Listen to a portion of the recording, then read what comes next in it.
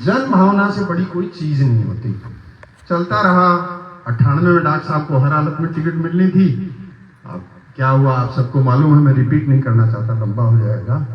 उसके बाद में 3 के अंदर हम सब कुछ बाइंड अप करके जा रहे थे, बांध के जा रहे थे कि भाई हमारे बस का नहीं है और ये बहुत ही मुश्किल काम है, हम छोड़ो। आप ही लोगों ने, आधे से ज्यादा लोग आज यहाँ वो बैठे हैं जो 2003 के साक्षी हैं। आप लोगों ने जबरदस्ती रोका, डॉक्टर साहब को रोका। मैंने भी एक रिस्क लेके मेरे जीवन का सबसे बड़ा दाव लगाया। मैं सरकारी आदमी था, मैंने कहा यार मरण जीवन का प्रश्न है, नौकरी जाए तो जाए। रात दिन आपको ध्यानों में आपको ऑफिस में मिलता था और मेरे ऑफिस में जब कोई आदमी आ जाता था, कुछ पत्रकार साथी भी हैं 2003 में जवान थे, कोने पे बैठे रमेश जी एकदम जवान थे, बोले क्या होगा कैसे, वो सब ठीक होगा, चिंता करेगी भाई, हम क्या करें, हमारे हाथ में क्या है। और एक ऐसा ठीक किया कि चंद घरानों में कैद राजनीति को आप लोग सड़क पे ले आए। ये हकीकत है, ये हकीकत है। ये मैं इसलिए कह रहा हूं कि जन भावना के आगे कुछ नहीं होता। जन भावना बड़ी चीज होती है, लेकिन परिस्थितियां कई बार ऐसी होती हैं कि मात्र जन भावना रहती है और जिन लोगों के हाथ में बड़े बड़े फैसले लेने का अधिकार होता है वो फैसले जन भावना के अनुरूप, जैसा अभी मेरे से पहले के वक्ता बोल रहे थे, आपको पसंद नहीं आया, फैसला पसंद नहीं आया, यही तो कह रहे हैं ना बार बार।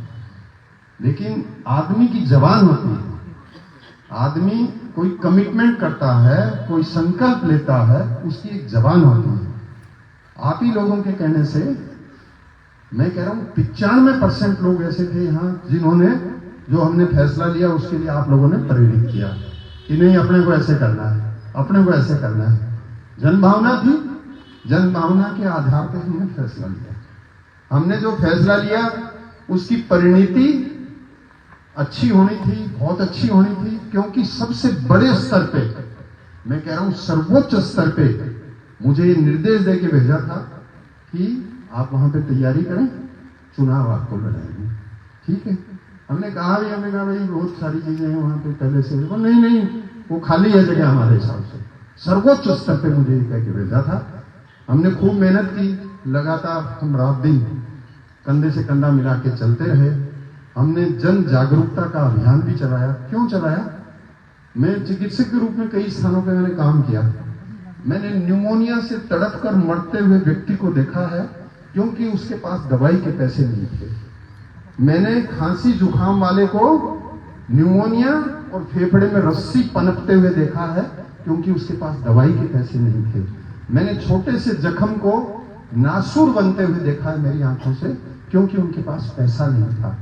मैंने क्या किया? मैंने आम आदमी का सहयोग लेकर जहां भी मैंने काम किया, एक ऐसे दवा बैंक की स्थापना की उन अस्पतालों में किसी आदमी को दवाई की कमी की वजह से न न्यूमोनिया हो न नासूर बने।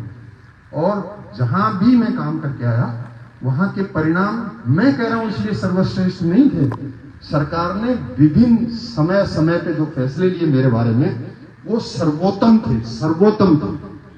आपके जिले के अंदर मैं सबसे ज्यादा 15 अगस्त और 26 जनवरी पे सम्मानित होने वाला चिकित्सक रहा हूं आपके जिले में। मैं गारंटी देता हूं, रिकॉर्ड है मेरे पास। इस प्रदेश के अंदर मैं पहला चिकित्सक हूं पूरे प्रदेश के अंदर जिसको मुख्य चिकित्सा एवं स्वास्थ्य अधिकारी के रूप में सर्वश्रेष्ठ सरकार ने घोषित किया। सर्वश्रेष्ठ सरकार ने घोषित किया। मैं चिकित्सा जगत का, सरकारी सेवा में आने वाला पूरे प्रदेश का, आजादी से लेकर अब तक पूरे प्रदेश का पहला चिकित्सक था। मैं पहला चिकित्सक हूं जो अखिल भारतीय सेवा में चयनित हुआ। मैं पहला चिकित्सक हूं। मैं कह रहा हूं इसलिए नहीं, रिकॉर्ड है।